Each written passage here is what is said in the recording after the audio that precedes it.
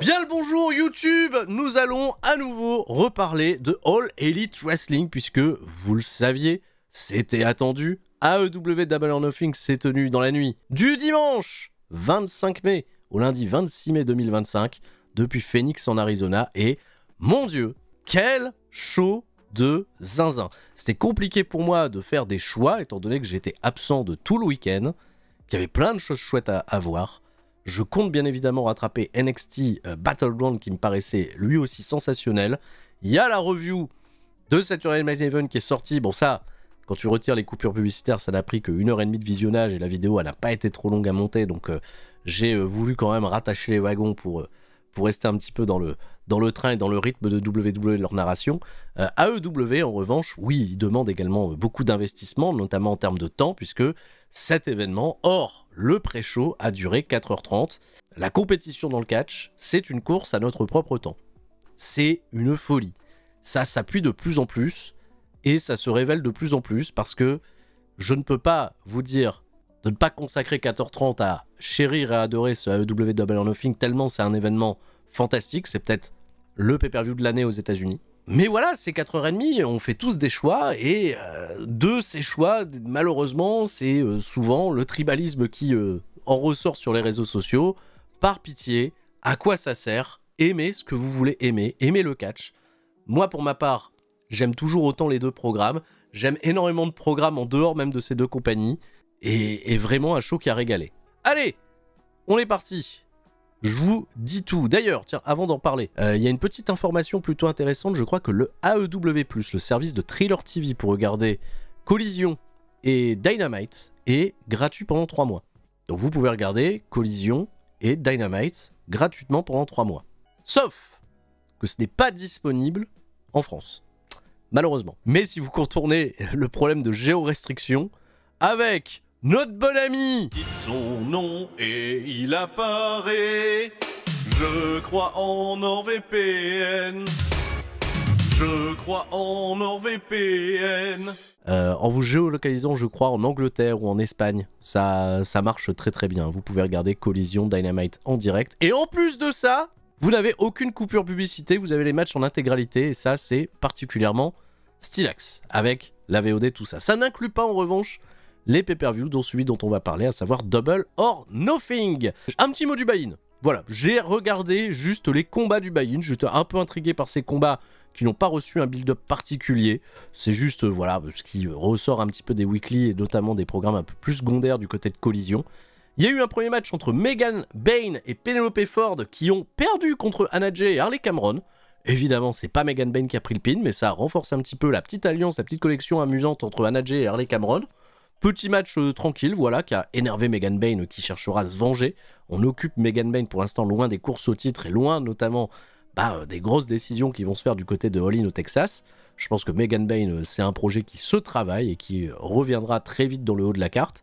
On a eu également un gros 4 contre 4 qui était particulièrement fun à regarder avec Roppongi Vice et le crew. Voilà, le CRU là, de Lion Rush et de Action Andretti qui ont perdu, hein, il me semble, contre Bandido, Airfox et Los Titanes d'Alere. Hologramme et Commander, vraiment, même si Bandido c'est un petit peu la tête d'affiche étant donné que c'est le champion Ring of Honor, Airfox m'a fait une excellente impression du côté des faces et Trent est vraiment un excellent heel côté des heels de ce fait, voilà. Bon match divertissant, rien de plus à signaler. Ça a démarré, on va dire, la belle ambiance qu'il y avait du côté de Phoenix, Arizona. Information aussi importante, on a eu des reveals de dates, notamment pour Ring of Honor Death Before Dishonor. Alors la Ring of Honor, je la suis pas particulièrement en weekly, mais les gros événements, je suis toujours assez friand. Le 12 juillet, il y aura All In au Texas, et en même temps, une nouvelle édition de Saturday Night Main Event avec ses coupures publicitaires.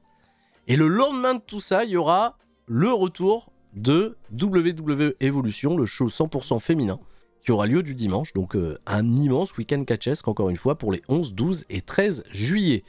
Quand je dis que c'est la course au temps, c'est encore plus la course au temps. On est parti pour la carte principale les amis et on va ouvrir ce AEW Double or Nothing avec la finale de la Owen Hart Cup qui va opposer Mercedes Moné à Jamie Hayter. Je vais pas vous mentir, hein, j'avais mis mes chameaux sur Jamie Hayter, je pensais que Mercedes Moné, sans championnat mis en jeu, allait probablement subir sa première défaite. et qu'on allait terminer peut-être la belle histoire entre Jamie Hayter et Toni Storm, eh bien on est parti pour ce match haletant. J'ai trouvé de 21 minutes où le public a été engagé du début jusqu'à la fin. Déjà, très bon choix d'opener, parce que elle serait passée après, j'en sais rien moi, Kazuchika Okada, Mike Bailey, ou après Anarchy in the Arena, ça aurait été catastrophique. C'était très très bien de commencer avec ce match-là et de terminer avec l'autre finale de l'Owen Hart Cup. Ça a donné vraiment le ton pour ce match, et elles ont pris leur temps pour installer un climat. Et il y avait aussi ce côté, cette fraîcheur dans l'affiche. La première fois, Mercedes Moné affrontait Jamie Hayter.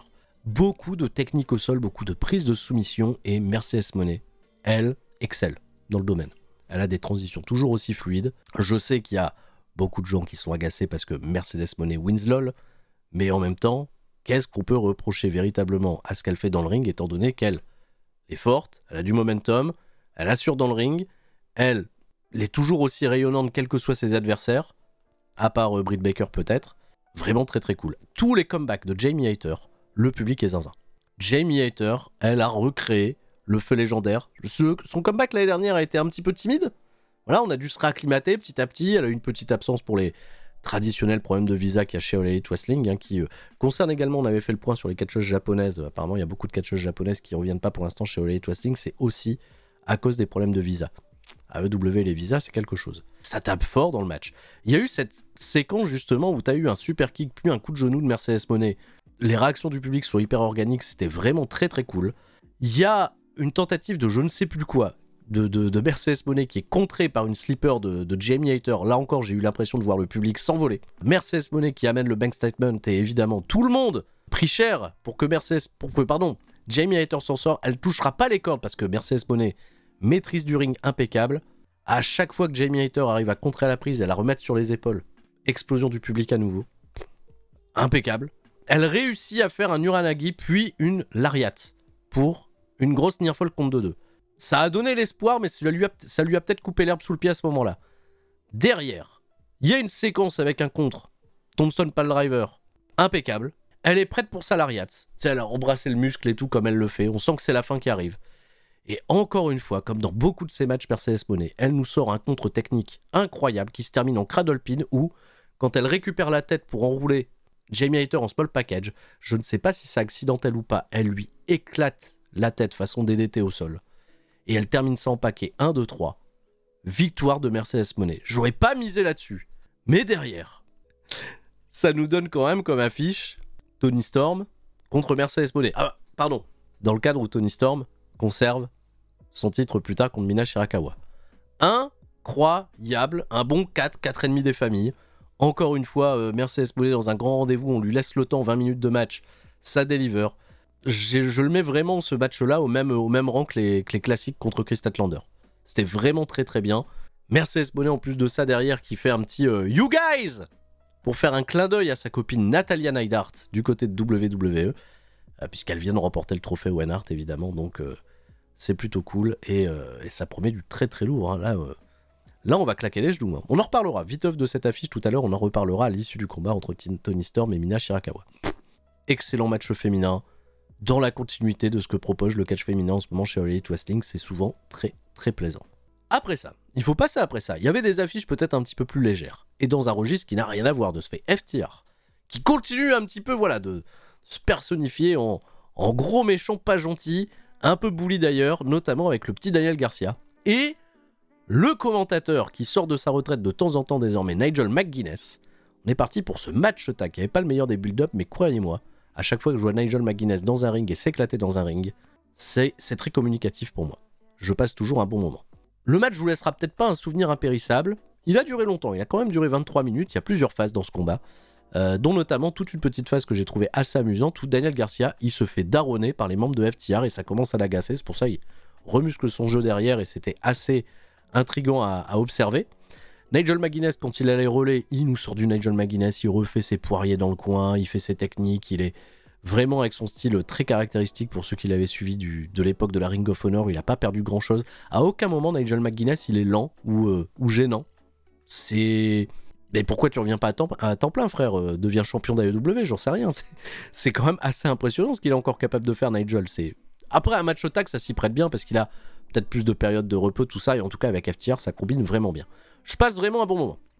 Le petit moment sympa, c'est quand les deux catcheurs portent tous les deux leur prise de soumission au milieu du ring et ils refont un petit peu le spot NXT TakeOver Toronto, là où FTR, ils veulent essayer de s'attraper la main pour s'empêcher de taper, c'est très très cool.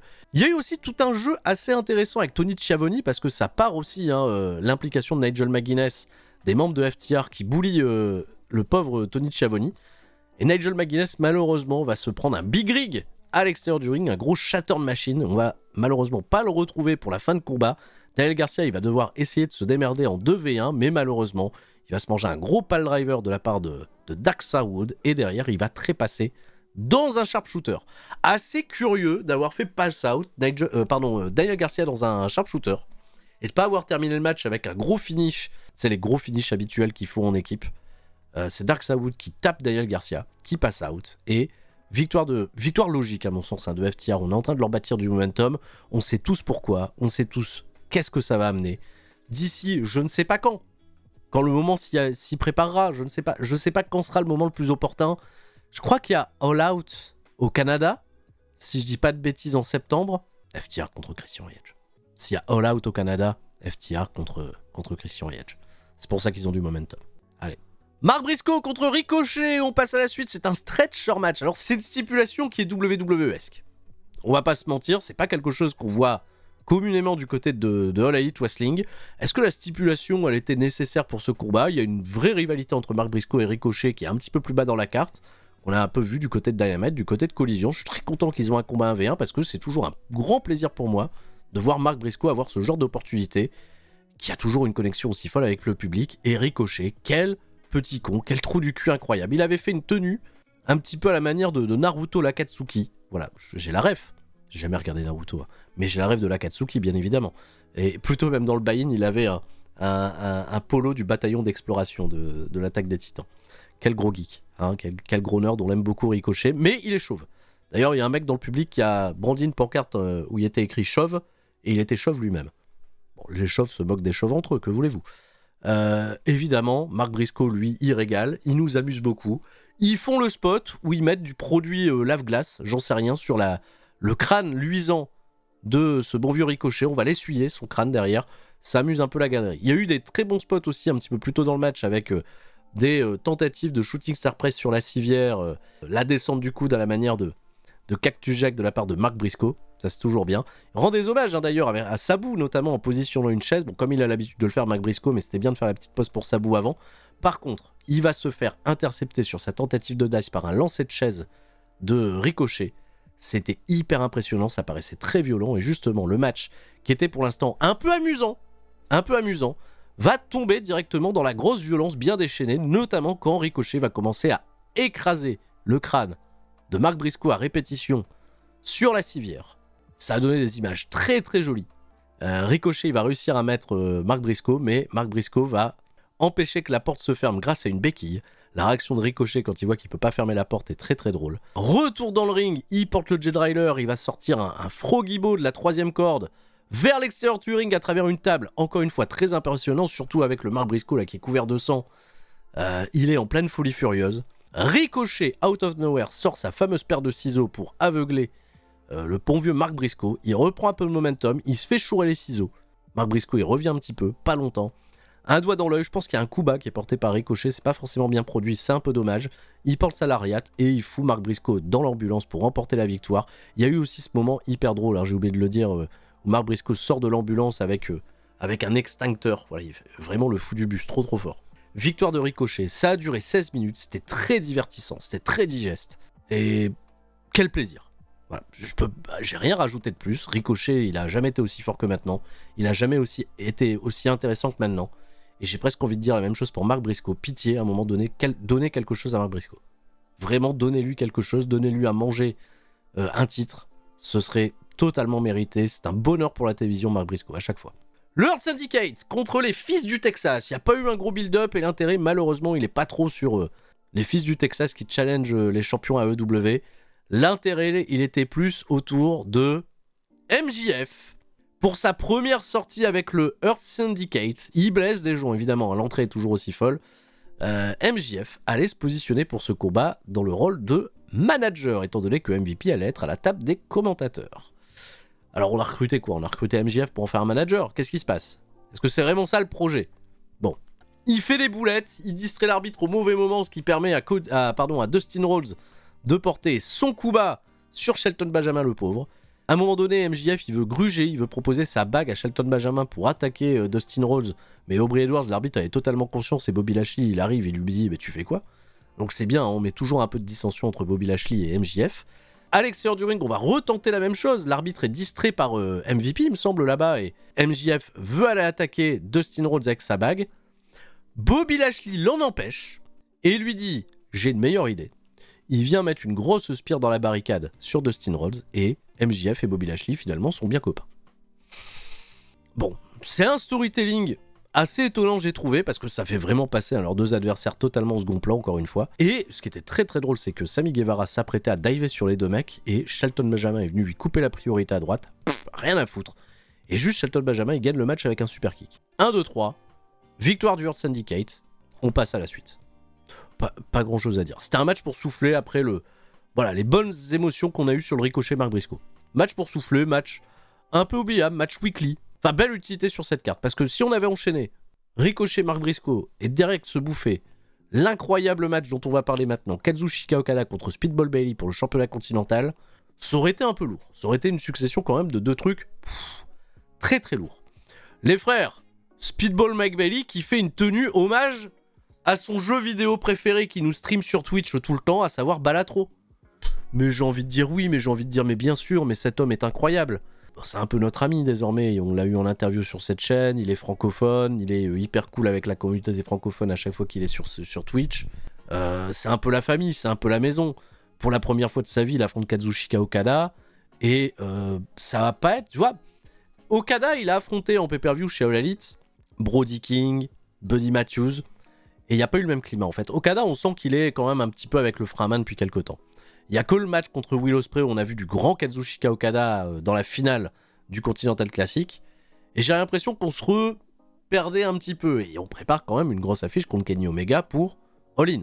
Certainement, ça n'a pas été officialisé. Et Speedball Bailey contre Okada, c'était trop bien. J'ai eu l'impression de revoir le grand Okada très très sérieux de la grande New Japan. La prod aussi, j'ai oublié d'en parler, mais la prod est très très bonne pendant tout le show. Speedball, contact, sérieux, et tout de suite, il est dangereux. Il est dangereux parce qu'il a une arme redoutable, c'est ses coups de pied. Speedball, il est incapable d'avoir un mauvais match avec qui que ce soit, c'est ça qui est un petit peu fou. Il avait raconté Speedball en interview quand on était ensemble sur Twitch. Il m'avait dit que généralement, quand il était appelé sur le circuit indépendant pour aller catcher, ce qu'on attendait souvent de lui, c'était de faire le banger de la soirée. C'était de faire le gros match 5 étoiles, le gros classique, la grosse perf, et de faire briller le mec qu'il affrontait en face. Et bien, même chez All Elite Wrestling, il fait ça puisqu'il a fait reluire le Kazuchika Okada comme si c'était Kazuchika Okada Prime. C'est fou, quoi. Et il passe pas loin en plus de ça. À chaque fois, tu vois, il est pas juste dans la position de il faut juste que je fasse briller le mec en face. Il sait se mettre en avant lui-même. Ses coups de pied, ils sont toujours aussi cool. Et quand il arrive à passer son spinning kick, là, je sais pas comment il l'a appelé, mais peu importe, on va l'appeler le Balatro kick tellement c'est cool. C'est Kazuchika Okada qui vraiment la toute dernière fragment de seconde qui attrape la corde. Même Rick Knox, il avait compté 3 et il s'est ravisé. Gros suspense. Il y a une tentative de Rainmaker qui est contré dans un package. Et il va tenter son package par 2 fois, Speedball. Quand il le porte là en passant les jambes à l'intérieur de celle de Okada, j'ai cru que c'était bon. J'ai cru qu'il l'avait baisé. Encore une fois, le dégagement, il se fait à la toute dernière seconde, c'est trop bien. Il va tenter son Shooting Star Double Knee de la 3e corde, il va être intercepté d'un dropkick majestueux de Kazuchika Okada, qui a porté des dropkicks un peu fous pendant tout le show. Et derrière, on enchaîne avec la Rainmaker. Grosse victoire de Kazuchika Okada, ça a duré 16 minutes. Tu vois, ça, ce genre de combat-là chez All Elite Wrestling, c'est pas un vrai 5 étoiles, c'est pas 5 stars. Dans mon cœur, c'est 5 stars. Dans mon cœur, c'est sans faute. C'est exactement ce à quoi le match est destiné, et il fait mieux que ce qu'il avait prévu de faire. C'est dommage parce que c'est peut-être le match qu'on va oublier parmi les grosses affiches de ce show, parce qu'il y a Anarchy in the Arena, il y a Will Ospreay et Hangman Page qui vont faire couler beaucoup d'encre, mais c'est vraiment trop bien le catch. Le rendez-vous était hyper sérieux. Et j'espère de tout mon cœur, Mike Bailey qui prend sa première défaite, qui prend son premier pin depuis qu'il est chez All Elite Wrestling, J'espère qu'il va être encore promis à des très grandes choses. Alors là, par contre, je suis chiant parce que faut donner des opportunités à Mark Briscoe, faut en donner à Mike Bailey. Bon, ça viendra. Mais il voit, je pense, sa cote de popularité toujours monter. Alors, un peu plus là pour souffler de ce fait Toni Storm contre Mina Shirakawa, on va pas se mentir, il n'y avait pas un suspense de zinzin. Le championnat Women's était en jeu. Les deux femmes se connaissent bien. Elles ont un passé commun, elles ont surtout une amie commune, à savoir Maria May, qui est un peu absente en ce moment du côté de All Elite Wrestling. Gros effort de présentation de part et d'autre, avec une Mina Shirakawa qui a récupéré son thème, Densa Koduro à fond la caisse. Toni Storm a arboré une tenue totalement incroyable façon cabaret Moulin Rouge, c'était un peu fou. Ça a duré 15 minutes, techniquement c'était quasiment irréprochable. C'est une des performances que j'ai préférées de Mina Shirakawa depuis qu'elle est chez All Elite Wrestling. Le seul regret que j'ai sur ce combat, c'est qu'il y a un legwork qui est très très long. Hein, voilà, il y a beaucoup de figure 4 leg lock qui vont être employés. Mais c'est qu'on utilise Luther. Et Luther en tant que majordome, bah ouais, il vient un petit peu renforcer Toni Storm à certains endroits. Je l'ai trouvé un peu gênant, le Luther. Luther, le majordome, là, on n'est pas obligé de l'utiliser à chaque fois, notamment si la confrontation, c'est un petit peu du babyface contre babyface. Ça... Bon, est-ce que ça a servi Mina Shirakawa au final? Ça a eu des bonnes réactions à la part du public, donc tant mieux. Figure 4 leg lock, ça se renchaîne, ça se répond, ça se contre sans arrêt. Et dans le sprint final, Mina Shirakawa, elle va quand même tenter son finish qu'il obtiendra qu'à compte de 2. Et le Ground Zero est porté, enfin le Storm Zero est porté par Toni Storm qui remporte la victoire 1-2-3. On va pas créer de faux suspense hein, sur le finish de Toni Storm. Victoire clean, décisive, bon match. Célébration, on se fait un bisou à la fin, on s'en doutait un petit peu. Et on a le reveal hein, de l'affiche pour All-In. Ça y est, maintenant on peut en parler. Toni Storm contre Mercedes Moné. C'est totalement indécis. Surtout que c'est la championne TBS contre la championne Women's World. Je pense qu'il n'y aura que le championnat Women's World qui sera en jeu, hein, à moins que Mercedes Moné elle fasse monter les enchères. C'est la plus grosse affiche que All Elite Wrestling peut proposer. C'est-à-dire qu'ils veulent mettre le paquet. Ils se sont dit, tiens, on veut vraiment vous donner la plus grosse affiche possible. On a spéculé hein, pour Mercedes Moné, on a pensé à Athena. Là, on a pensé que Jamie Hayter aussi contre Toni Storm, ça pourrait être cool. Et limite, on voulait pas imaginer que cette affiche allait lieu maintenant. Ils la font. Ils consacrent vraiment une grosse importance à ce AEW All-In qu'il faudra voir, je pense, dans l'esprit de All Elite Wrestling comme leur WrestleMania désormais. Vu ce qui s'est passé à Wembley 2 années de suite, vu là ce qu'ils comptent faire au Texas, vu l'affluence qu'ils vont avoir, qui sera probablement une de leurs affluences records aux États-Unis. Si c'est... Ouais, ce sera leur affluence record aux États-Unis, je pense. Hein. Ça continue de bien se remplir, et surtout si les affiches sont de cette qualité. Let's go. Ça va être très bien, et je suis totalement indécis. Je sais pas qui gagnera. Est-ce que j'ai vraiment envie de savoir? Anarchy in the Arena. Oh. Alors c'est un 6 contre 6. Kenny Omega, Willow Nightingale, Swerve Strickland, Katsuyori Shibata, Will Hobbs, Samoa Joe font face aux Death Rider et aux Young Bucks. John Moxley, Claudio Castagnoli, Wheeler Yuta, Matt Jackson, Nick Jackson et Marina Shafir. Wow. Et Anarchy in the Arena, on sait ce qui se passe. Hein. L'Anarchy in the Arena, ça devient vraiment la stipulation culte depuis quelques années chez All Elite Wrestling. Ça va se battre partout dans l'arène. Et est-ce qu'ils vont remettre de la musique pendant tout le match? En tout cas, pendant une grosse partie du match. Cette affaire, elle dure 35 minutes, hein, bien sûr. C'est un match qui prend son temps et qui a raison de prendre son temps tellement c'est un joyeux bordel. Déjà, on fait des petits clins d'œil assez cool pendant les entrées. Swerve Strickland, qui est vraiment portrayé comme le... Alors lui et Kenny Omega, c'était vraiment les deux héros côté des babyface. Swerve Strickland, il est vraiment bâti fort, ils le font arriver habillé en Predator. Il y a un film, un Predator, il me semble, qui arrive prochainement. Predator, let's go. Et il vend aussi ses baskets, parce qu'il a une collab avec Reebok, donc il vend évidemment les baskets. Willow Nightingale, qui a re-signé du côté de chez All Elite Wrestling. C'est vraiment une babyface sub du côté de All Elite Wrestling. Elle est trop bien cette place-là, elle ressortira totalement grandie de ce match. Il y a une immense connexion entre elle et le public. Et The Ops, chose un peu surprenante, Katsuyori Shibata et Will Hobbs, dont on reparlera. Croyez-moi, dans ce match, on va reparler de Will Hobbs, hein, parce que lui, il en est vraiment sorti comme une star de ce match. Shibata, il a fait du Shibata, il était discret. Mais ils viennent sans Samoa Joe. Et de ce fait, quand Kenny Omega, il fait son arrivée façon Captain America alors qu'il est canadien, avec un couvercle de poubelle façon Captain America, c'est pas le premier catcheur à le faire, bah il demande aux autres mecs, il est où Samoa Joe? On n'a pas vu Samoa Joe. Bon, je me suis dit, tiens, on verra bien.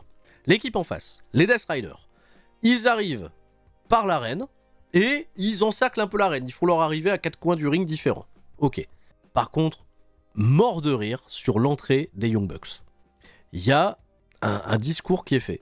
pour annoncer tous leurs accomplissements et ils sont présentés comme les pères fondateurs. Tu sais, ils ont fait plein de métaphores sur ils ont inventé les États-Unis. Limite, c'était un peu rigolo et c'est très très drôle de voir toute la confusion parmi les babyface qui disaient putain c'est long votre introduction, arrêtez de nous casser les couilles. Et ils rentrent sur une espèce de bruit de tambour là qui était incessant, un peu façon la fête des confédérés, j'en sais rien. Et les v'là les deux là, ils ont même incrusté leur tête dans le Mont Rochemort. Matthew et Nicolas Jackson avec leur drapeau. Ils vont tout de suite se faire casser la gueule et c'est parti. C'est parti en couille direct. Avec cette musique de tambour là qui continue de résonner, on n'en pouvait plus. Et ça se bat partout. Il y a Samoa Joe qui pop de nulle part pour attaquer Claudio Castagnoli. Donc finalement, Samoa Joe, il a fait une petite blague. C'est toujours une action difficile à suivre et ça sera une action, quoi qu'il en soit, difficile à suivre pendant les 10-15 premières minutes de match. Mais on s'amuse. On s'amuse tellement que la musique, à un moment, Kenny Omega, il en a marre. Il fait, on n'a pas un autre truc à mettre, une autre musique. Et là, il y a l'ancien thème de Collision qui résonne. I'm so excited. Non, c'est la musique de Dynamite. C'est Dynamite en ce moment. I'm so excited. And I just get high. Ok. Bon, bah on se dit, ok, bah on va continuer de se battre là-dessus. Alors allez, hop, on est parti, on se bagarre. Ça repart de partout, ça suit en multicam, on comprend rien à ce qui se passe, mais c'est violent. Donc le contexte de la musique et c'est violent, c'est trop drôle. Kenny Omega, il fait, bon, on veut pas quelque chose qui sonne un petit peu plus ambiance métal années 2000. Et là, personne s'y attend. Il nous lance un nouveau son qui va tourner en boucle pendant les 10 minutes à suivre. Il balance Drowning Pool, Let the Bodies Hit the Floor.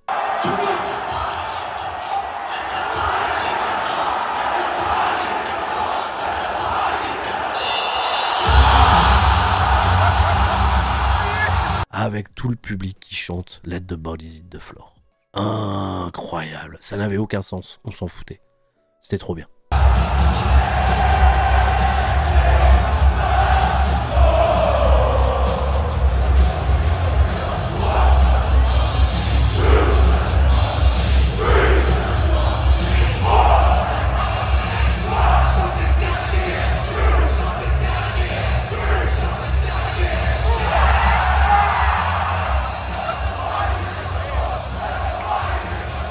C'était trop bien. Bodies de Drowning Pool. Les gens, ils chantent. Kenny Omega, il prend le micro, il fait chanter les gens au premier rang. C'est incroyable, c'est l'école des fans.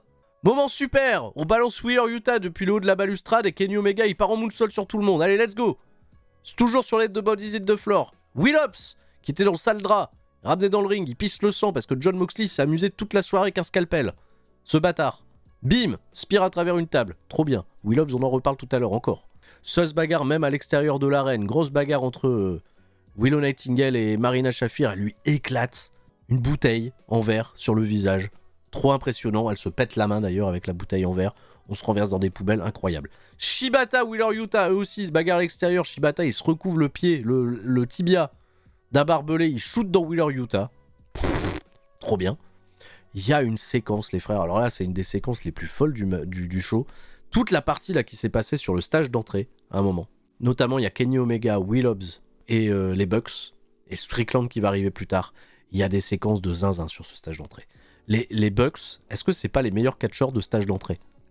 Et sans aucun cut de caméra, en fait. C'est juste une caméra qui suit. WWE en ce moment... Ah, on ne devrait pas faire des comparatifs avec WWE, mais en regardant cette Series Main Event, et j'en ai pas parlé dans ma review tout à l'heure, j'ai l'impression que il y a quelqu'un de la famille de Kevin Dunn qui est de retour. Et qui recommence un petit peu à accentuer les cuts au niveau des caméras. Là, vraiment, All Elite Wrestling, à part certains spots qui allaient se rater fatalement dans l'Anarchy in the Arena, vraiment la prod, elle était très satisfaisante. Sur plein de trucs, c'était trop bien. Strickland, il se fait attraper par Castagnoli. Il commence à faire un giant swing et il l'envoie tête première dans une enceinte. Une grosse enceinte. Rien à voir avec le son incroyable de Salut c'est cool. Ceci est une enceinte, il y a du son qui sort de l'enceinte. Et ben là, il n'y a plus de son, il n'y a plus de musique. Et c'était un truc parfait pour arrêter Let the Bodies Hit the Floor. Beaucoup trop cool. Derrière, il y a encore des séquences de fou. Il y a Willow Nightingale aux abords du ring. Elle est attaquée par Marina Shafir. Marina Shafir, elle va aller attacher l'oreille de Willow Nightingale dans une chaîne. Tu sais, elle a un petit extenseur, donc elle a un petit trou. Ils ont été foutre ça, ils ont été foutre son oreille. La panique que ça doit être. Mais même, il y a tout le public pendant longtemps, parce qu'elle va rester accrochée longtemps comme ça. Tout le public, il chantait « Allez aider Willow! Allez aider Willow, la pauvre !» Oh, je serais en panique, moi, d'être accroché comme ça par l'oreille. C'est pas la première fois qu'il y a des spots oreilles, hein, Jeff Hardy connaît bien. Ce spot-là aussi, les frères, non, soyons sérieux, quoi. L'espèce de stomp là porté par Matt Jackson ou Nick Jackson, peu importe, pour que Kenny Omega il rebondisse dans la table en dessous, incroyable. Timing de zinzin. Là, les Death Riders sont totalement en contrôle. On va commencer à s'en prendre très très sérieusement à Will Hobbs, avec une Swanton portée depuis le stage d'entrée là sur le pauvre Will Hobbs à travers une table. J'avais très très peur pour lui parce qu'il avait commencé à manger très très cher. On était prêt pour lui porter le BT Trigger, et c'est là que Shane Strickland il a fait son retour sur un Fenwick, parce que sinon c'était la merde, hein. Tous les autres babyface, Samoa Joe, Shibata, tout ça, ils étaient dead. Soit Strickland sur le Fenwick, il arrive, il saute sur tout le monde, double foot stomp, il fait une association avec Will Hobbs. De ce fait, j'ai eu envie de voir une équipe entre Will Hobbs et soit Strickland, ça devrait être trop génial. Ils vont buter tout le monde. Prince Nana, heureusement, il vient sauver Willow Nightingale. Et là, en fait, on revient, on fait des spots dans le ring. Et là, c'est le moment de Hobbs. Hobbs, il a shine comme Jaja. Il se prend un coup de chaise qui vend pas dans le dos de la part de Marina Shafir. Il se prend un coup de chaise dans le dos de la part de Claudius Castagnoli. Il vend un peu plus. Mais là, tout le public, quand Will Hobbs il se retourne, tout le monde chante You Fucked Up. Il est assisté par Willow Nightingale. Elle révèle son t-shirt. Elle aussi, elle a le t-shirt Big Black and Jacked. Ça fait trop gaulerie, c'est un trop bon moment. Gros bordel, des prises de soumission dans tous les sens avec un Bucks et Swerve Strickland qui font des 450 pour les casser. Trop bien. Et on a sorti la graffeuse. Oh, la séquence de la graffeuse. Des barres de rire. Alors, qui dit agrafeuse, évidemment, Swerve Strickland sera impliqué un peu plus tard. Mais d'abord, on commence à foutre de l'agrafeuse avec Hobbs. Et Hobbs, quand il se prend un premier coup d'agrafeuse, je crois, dans le dos, il vend pas. La prod sur sa tête qui sourit, incroyable. T'as le visage du frère Jackson là qui se décompose en voyant que Hobbs il vend pas. De ce fait, il lui met un coup d'agrafeuse dans la tête. Hobbs, pareil, le sourire, il vend pas, il en a rien à foutre. Et il commence, les uns après les autres, à commencer à buter tout le monde. Et Swerve Strickland, il s'en mêle. Et Swerve Strickland, il a une classe de zinzin avec cette agrafeuse. Il l'avait déjà fait dans les Blood and Guts, il l'avait déjà fait avec Hangman Page. Il fait des comptes de fou. C'est les mecs qui courent sur lui, paf, coup d'agrafeuse, coup d'agrafeuse. C'est trop bien, en fait. Beaucoup trop cool le spot de l'agrafeuse. Le coup d'agrafeuse dans la bite de Matt Jackson. Trop fun. Derrière, en revanche, il se fait baiser par Marina Shafir, qui lui met un coup bas. Marina Shafir, elle agrafe la langue de Swerve Strickland, le fou, il avait une agrafe sur la langue. On a eu un gros plan sur la langue de Swerve, avec son agrafe à l'intérieur, elle lui a fait un piercing. Les zinzins, les tarés. C'est John Wick le type. Non, c'est trop bien. On se part trop. Grosse séquence, Kenny Omega, il vient mettre des Dragon Suplex à tout le monde. Marina Shafir, elle fait t'es pas capable de m'en mettre une. Pff, il lui en met une, rien à foutre. Les gens explosent. On lance des gens à travers des tables, on en a plus rien à foutre. Le Meltzer Driver, hop, il est renversé. C'est Swerve Strickland et Willow Nightingale qui le portent sur un Bucks. Le tombé, il est cassé in extremis. C'est toujours fait en plus de ça et les réactions du public. Le public, il faiblit jamais dans ce match. C'est beaucoup trop fun. Grosse confrontation parce que eux ils veulent se régler depuis quelques temps là. Castagnoli et Samoa Joe ils se sont pas quittés du match. Hook arrive. Hook, out of nowhere, qui était un peu blessé depuis ces quelques dernières semaines, il vient foutre un grand coup de club de golf à Claudio Castagnoli. C'était un petit peu rigolo parce qu'il est venu en capuche façon Kenny. Et quand il a reveal que c'était lui, bon j'avais compris que c'était lui quand même. Samoa Joe il était content, il dit bah viens t'amuser avec nous. Et Hook il a pas voulu. Hook il a un problème d'autorité avec Samoa Joe, donc ça c'est bien, ça racontera quelque chose plus tard. Donc Hook est pas mort, Kenny est pas mort, et Hook s'est barré. Vu qu'il y a eu du renfort côté des babyface, bah il y a du renfort côté des heels. Et Gabe Kidd, qui était le grand absent de ce match, à un moment donné, ils se sont dit, bah vu que c'est un match sans disqualification, on fait ce qu'on veut, Gabe Kidd il arrive avec la fameuse mallette dans laquelle, on se doute, il y a la ceinture AEW, il vient pour attaquer tout le monde. Il fait un peu le game changer, hein, de ce fait. On fout des punaises dans la bouche de ce bon vieux Kenny Omega qui va se prendre un V-trigger derrière. Sick. Il y a un big swing de Claudio Castagnoli derrière avec Wheeler Yuta qui le coupe avec un dropkick. Et le Bulldog Rear Shock de la part de Jon Moxley. Ah, ça puait sévère là pour Kenny Omega. On s'est dit, c'est peut-être la fin. Samoa Joe vient faire le save. De ce fait, tous les heels lui tombent dessus. Rebagarre générale. Et Gabriel Kidd. Il a dit, ce serait peut-être pas une mauvaise idée qu'on aille prendre l'ambulance là et qu'on les foute dans l'ambulance. L'ambulance, elle est toujours là depuis tout à l'heure. Hop, il se rapproche de l'ambulance. Qui sort de l'ambulance? Bah, Mark Briscoe! Mark Briscoe est out of nowhere. Mark Briscoe, bah, il a passé sa vie dans l'ambulance depuis tout à l'heure. Il est de retour, il vient attaquer Gabe Kidd et c'est bien, ça fait sens. Gabe Kidd et Mark Briscoe, ils se sont chauffés déjà il y a quelques semaines.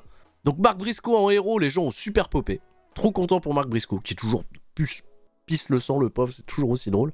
Et là, les babyface, ils vont enfermer tous les Death Riders dans l'ambulance. Et on ferme les portes. De ce fait, les frères Jackson, ils se rendent compte qu'ils sont plus qu'à 2. Il y a Swerve et Kenny Omega qui les attendent derrière. Ils vont se faire buter. Ils se prennent le combo V-Trigger et House Call dans la caboche. Et ils vont terminer ça avec Kenny Omega sur le stage d'entrée. Il vient porter un Omega Driver, un One Wing Angel, pardon, sur une table qui explose. Une table qui explose. Voilà, elle a explosé. Et Swerve Strickland, on va lui donner sa nouvelle paire de Reebok, sauf que Prince Nana, il avait foutu des punaises en dessous. Et il fait son double foot stomp directement sur la caboche de Nick Jackson, 1, 2, 3. Victoire des Babyface.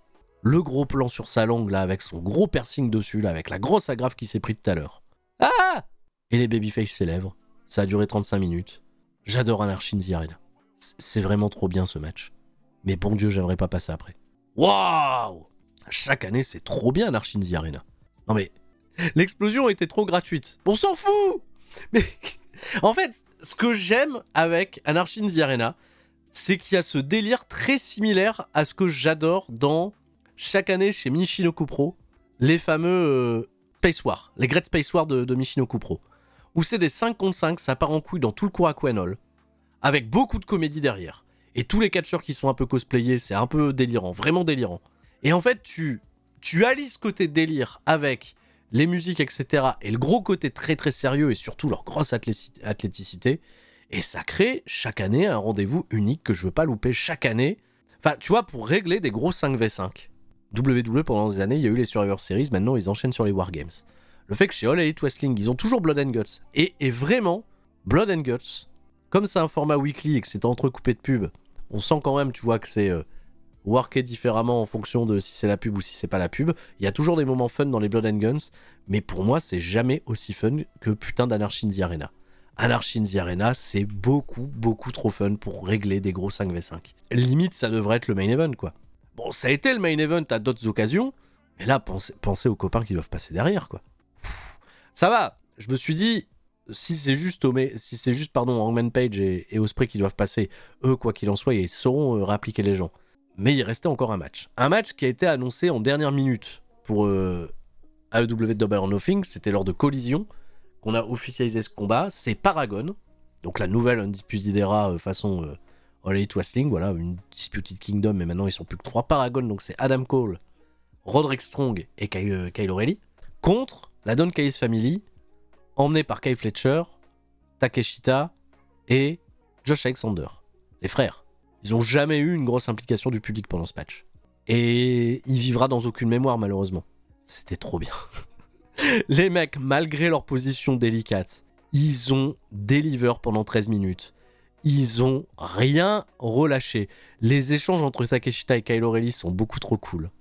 Les mecs, ils ont dit, on s'en fout, on fait quand même un petit classique. Bon, tant pis s'il n'y a pas le gros investissement. L'investissement, en plus de ça, il va être gardé pour le gros angle post-match, qui était trop cool. En fait, ce match, il existe principalement parce qu'il y a une rivalité qui naît entre Adam Cole et Kyle Fletcher autour du championnat TNT, ce qui n'est pas un mauvais move, c'est une affiche qui est un peu fraîche sur le papier, c'est un match que j'ai très envie de voir, et les quelques petites interactions qu'ils ont sont très très cool. Par contre, voilà, le match est très très spotty, il est très très rude. Ça va se terminer avec Takeshita qui bloque Kyle O'Reilly, qui lui met le coup de coude pendant qu'il était en guillotine sur Kyle Fletcher, et Kyle Fletcher, il arrive à transitionner de ça pour amener une brainbuster 1-2-3. Victoire de Sfede Hill, sans gruge particulière, hein, juste parce que le trio est vraiment très fort. Faut les emmener vers le championnat trio, ces trois-là, qui battent The Ops, ça va être bien. Josh Alexander, il a totalement sa place, hein, au milieu des deux autres. Hein. On sait que Takeshita et Fletcher, c'est vraiment deux monstres. De ce fait aussi, symboliquement, tu viens quand même taper les mecs d'Undisputed Era, c'est pas rien, hein, parce que c'est un des trios avec la meilleure chimie qui existe. Hein. Derrière, la Don Callis Family, Rocky Romero, Trent, Lance Archer, on vient taper encore un peu plus les Babyface. Il y a des Avengers qui viennent faire le save. Au début, ces Avengers, c'est Tomohiro Ishii et Brody King. Ok, bon, on est content, on aime bien notre Big Tom. Tomohiro Ishii, incroyable. Brody King, on est content de le voir impliqué. Et il se retourne et je me suis dit, tiens, Buddy Matthews, il est de retour. Pas du tout. C'est le président qui est arrivé. Le président. Hiroshi Tanahashi, le président, il a dit, oh, ouais, j'avais dit que je faisais mon dernier match aux États-Unis, mais ouais, je refais quand même un petit coucou. Go Ace. Les gens sont contents. Grosse pop. Énorme pop pour Hiroshi Tanahashi, qui galère à marcher. Hein. Le pauvre, hein, vraiment, là, il vieillit vraiment pas bien. Il a des grosses semelles orthopédiques. Et ils arrivent à faire fuir les heels. Et ils posent les babyface dans le ring façon Avenger. Je sais pas où ça nous conduira. On est peut-être déjà en train de travailler le match de fin août avec Forbidden Door, j'en sais rien. Le président Tanahashi, il était là. On nous apprend que mercredi, pas celui qui arrive, mais le mercredi d'après, il y aura un 4-hour special event live, il y aura le Fighter Fest, diffusé sur Max, je sais pas si c'est un Dynamite ou quoi, enfin c'est à la place de Dynamite, il y a Fighter Fest qui durera 4 heures, où il y aura un tournoi pour le titre international qui se réglera dans un 4-way dans le même main event.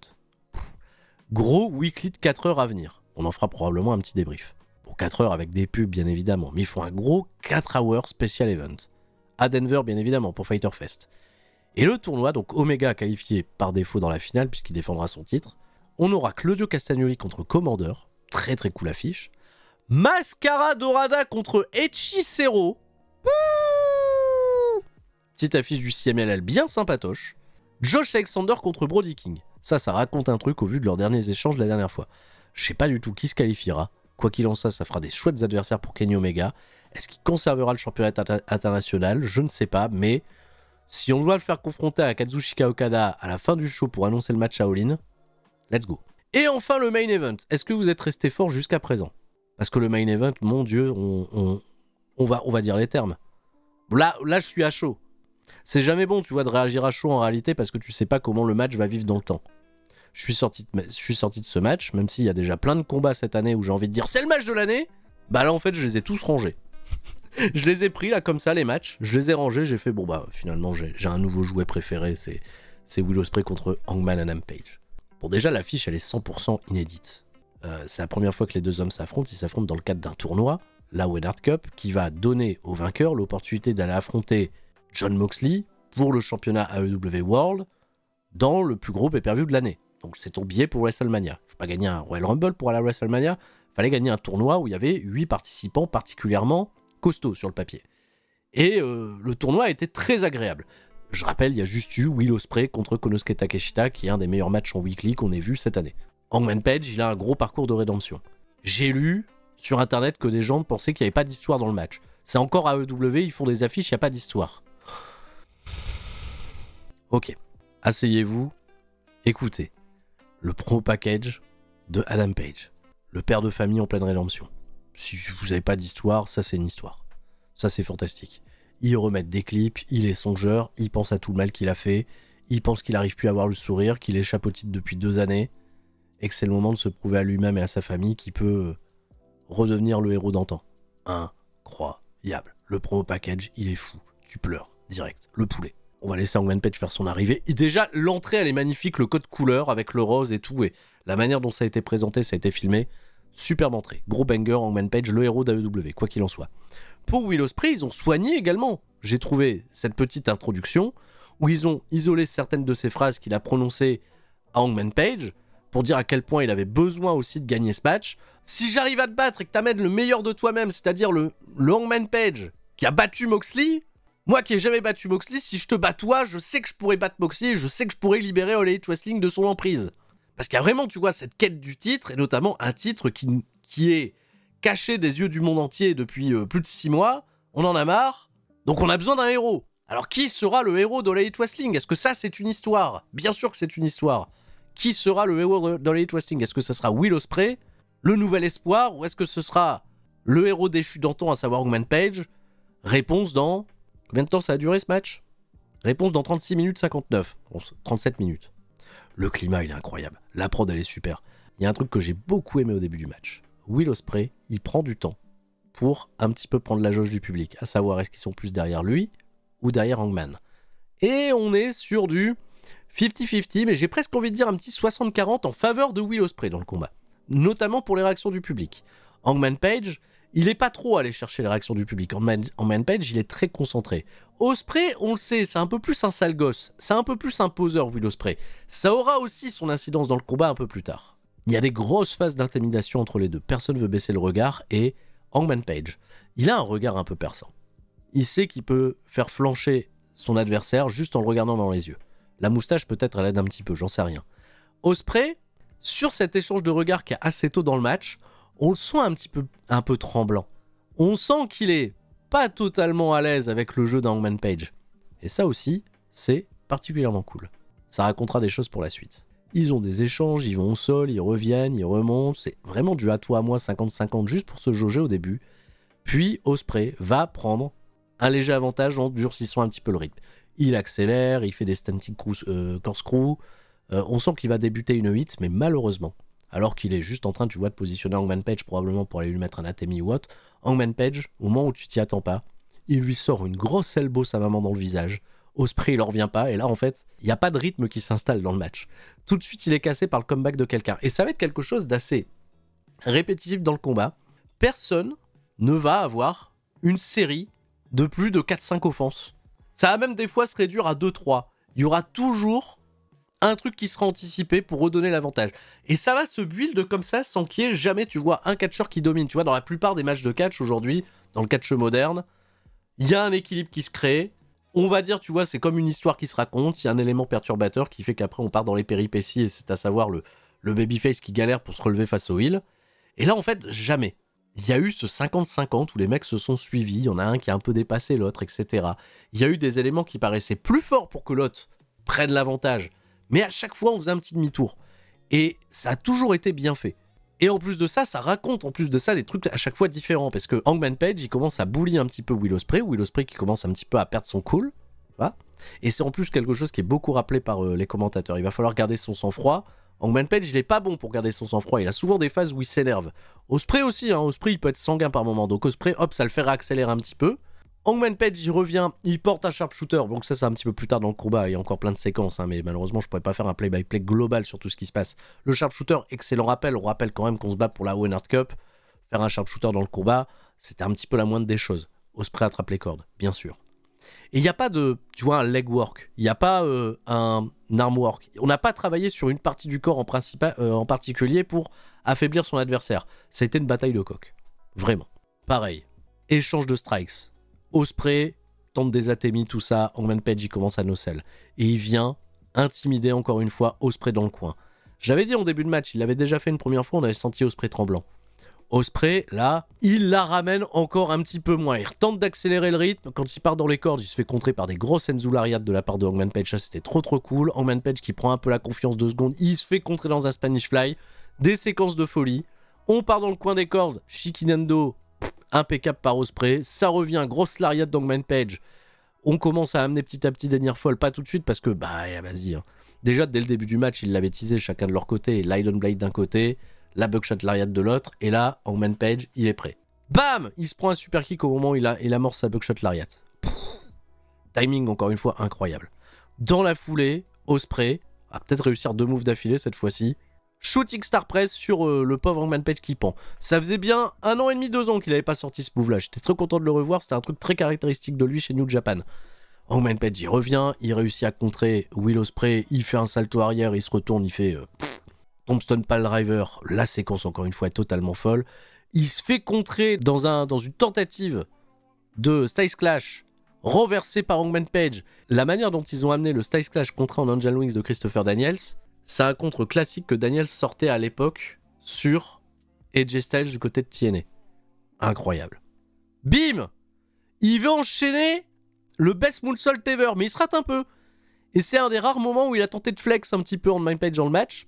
C'est de se faire un petit botch qui se renverse en situation de storytelling beaucoup trop cool parce que esquive de Will Ospreay bien évidemment qui enchaîne parfaitement avec l'Iron Blade et Hangman Page, présence d'esprit de rouler vers l'extérieur du ring et ça agace Will Ospreay. Et Will Ospreay en fait il lui en fallait pas beaucoup plus pour commencer tu vois à commencer à péter un câble. Et Will Ospreay devient plus agressif. Bagarre sur les plans et super bien filmé. Il n'y a pas de changement de caméra là. Il y a la caméra, elle est en dessous, elle filme les mecs sur le rebord du ring, ils s'échangent des beignes, il y a une tentative de powerbomb qui va être portée par Will Ospreay qui va vouloir transitionner vers un Styles Clash, le Styles Clash qu'il n'a pas amené de tout à l'heure. Il va pas pour le faire sur les prons, il va pour le faire directement vers l'extérieur du ring.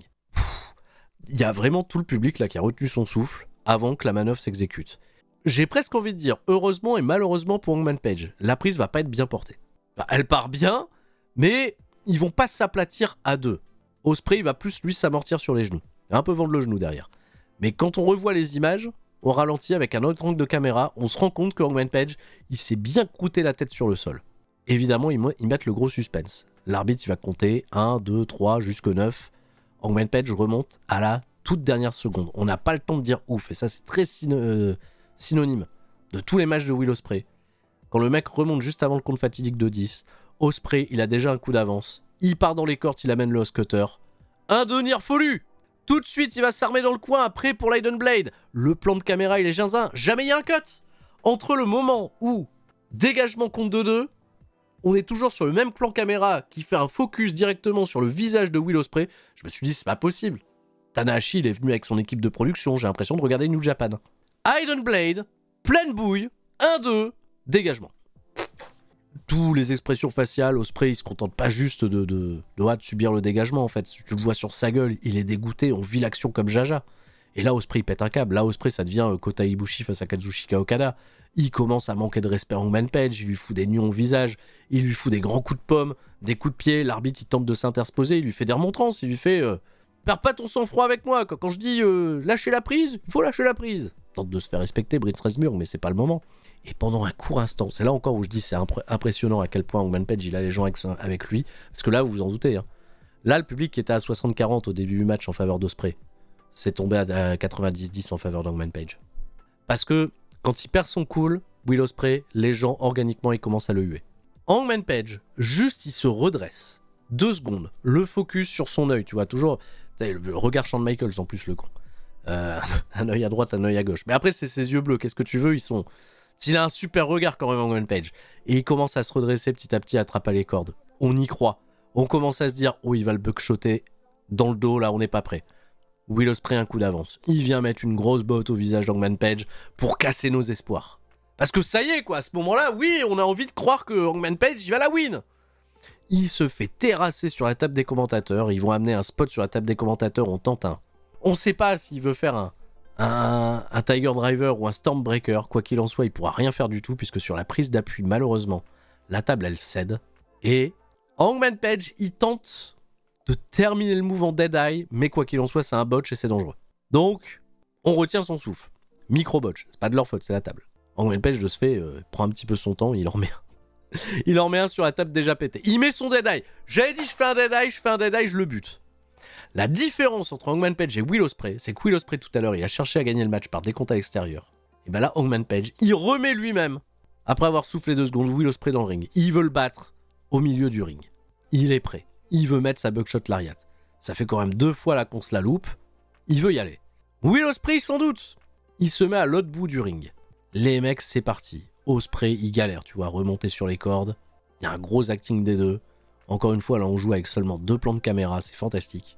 Il retire sa coudière. Et on a compris hein, que c'était le western. Que on revivait le fameux match à Dynasty entre Danielson et Will Ospreay de l'an passé. On va y aller.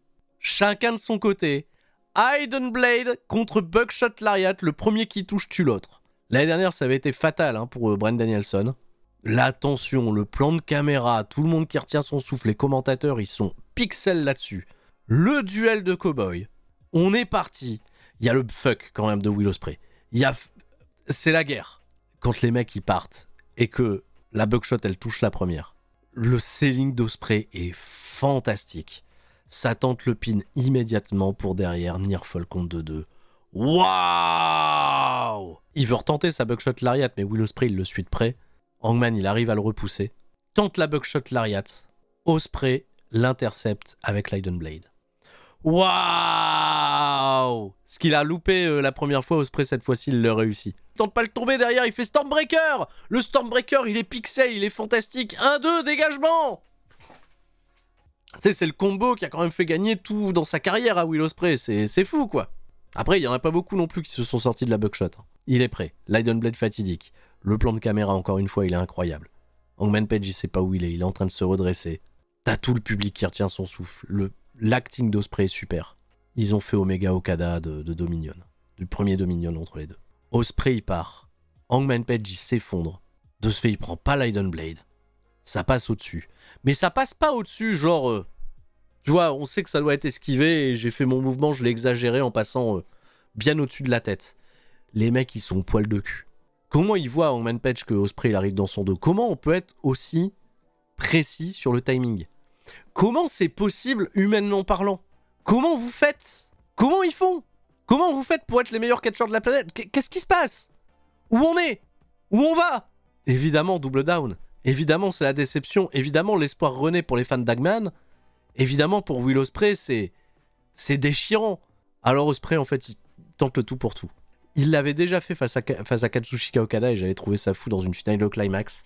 Il a dit ok, on va sortir les moves des autres. On va sortir les moves des vieilles rivalités, des gens qui ont fait du mal à Hangman Page. Il veut sortir le V-Trigger.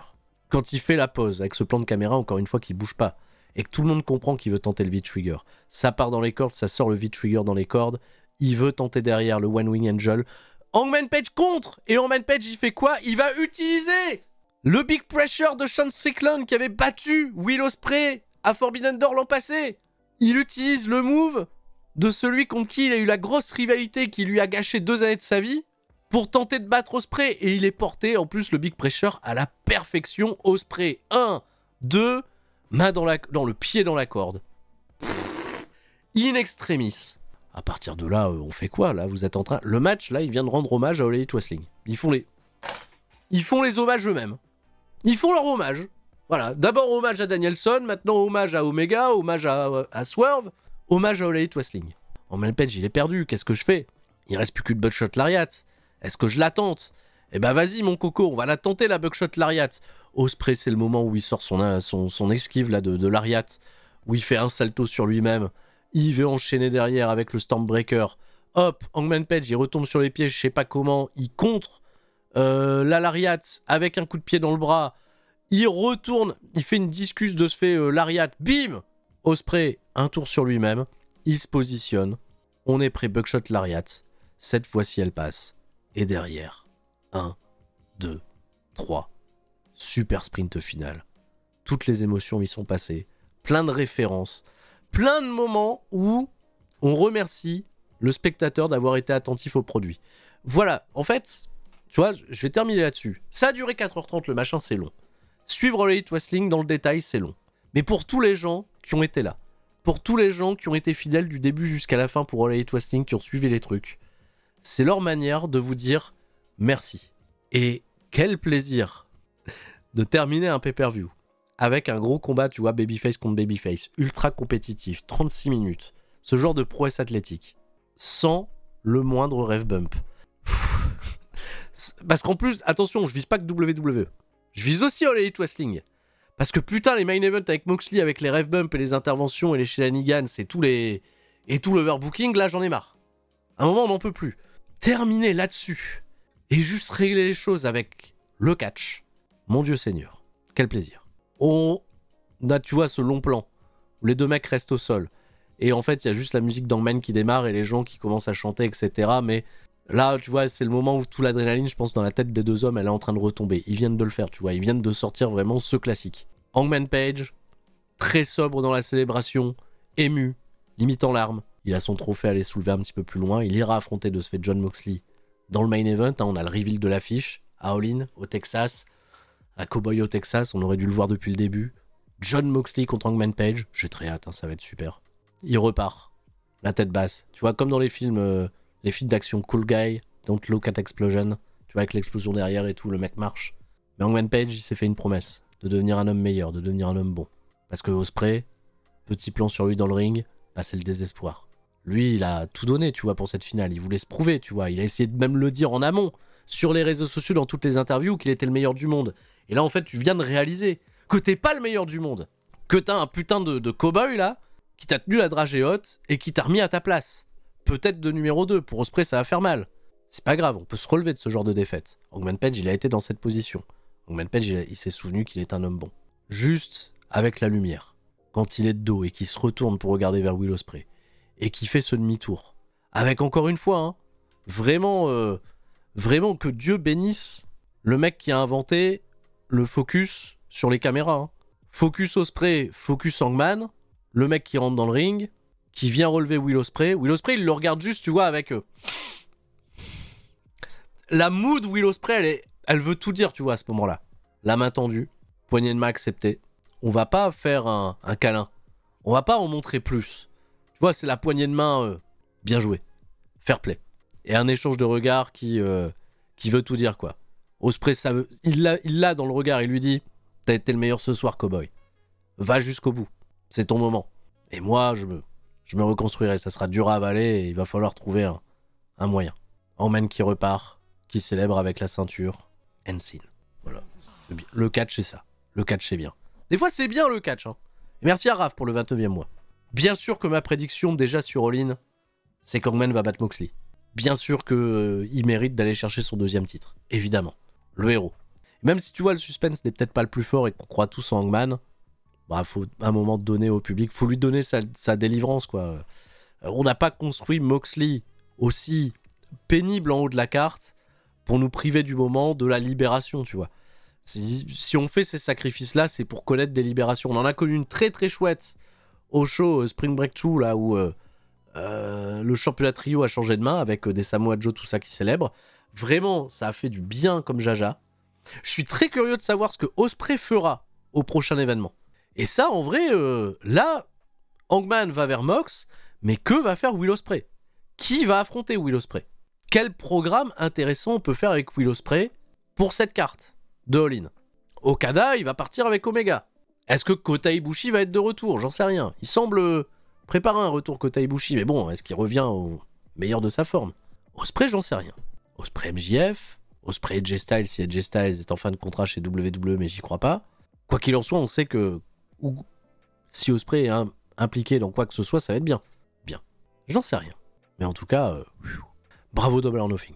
Voilà, j'ai juste envie de dire bravo. Félicitations le catch, bravo le catch. C'est bien le catch. Et bravo. Bah, qu'est-ce que tu veux que je te dise d'autre? C'était bien. C'était pas mal. Vous en avez pensé quoi? C'était bien, non? Pour ceux qui ont regardé, c'était bien. Hangman est un héros. Je me mets à la place des gens qui aiment le catch. Se dire si demain je dois faire le choix entre regarder NXT Battleground, sachant que ça dure 2h40, et AEW Double or Nothing qui dure 4h30, c'est complexe hein, en vrai. C'est pas simple. Hein. Plus, bah, si je dois m'investir dans un truc, il faut que je regarde aussi tous les programmes, et de ce fait WWE, ah là là, mais W. Les weekly AEW durent combien de temps? 2 heures pour Dynamite, 2 heures pour Collision. Et très sincèrement, on peut ne regarder que Dynamite. Collision est accessoire. C'est bien, Collision, il se passe des trucs bien, attention. Hein. Mais t'es pas perdu si tu suis que Dynamite. Et aussi, hein, on n'a pas l'impression d'être perdu tant que ça quand on regarde que les pay-per-view All Elite Wrestling. AEW en 2025, c'est une bonne année pour eux. J'ai l'impression qu'on revit un petit peu du AEW 2021. Là. Ils enchaînent quand même des bons trucs. Hein. Le dernier pay-per-view était peut-être l'un des plus faibles, celui avant celui-là. Mais globalement, ils sont sur une assez bonne lancée. Hein. Depuis le dernier All-In, c'est pas si mal là, avec Danielson, Swerve Strickland, c'est les grosses émotions. Il y a quand même du très positif. Le run de Moxley en revanche, le run de Moxley, tout ce qui s'est terminé avec Moxley overbooking fin de show, peut-être un mal pour un bien, on verra bien. Merci YouTube d'avoir pris le temps aussi, voilà je dis il y a beaucoup de temps à prendre pour suivre du catch, mais bah, vous voyez il y a aussi beaucoup de temps pour m'écouter en parler. Alors plus que jamais je vous en remercie, je le dis en fin de vidéo, mais merci pour le nombre de pouces bleus record que vous avez fait sur le dernier AEW Dynamite Recap. Ça a même battu les pouces bleus qu'on a sur certains weekly de WWE. Donc, je sais que ça sera moins regardé que WWE, bien évidemment. Mais merci en tout cas pour votre grosse implication. Et croyez-moi, c'est toujours un plaisir de venir parler de All Elite Wrestling. Des gros bisous et restez forts. C'était Sturi. Ciao, bye bye. À bientôt YouTube!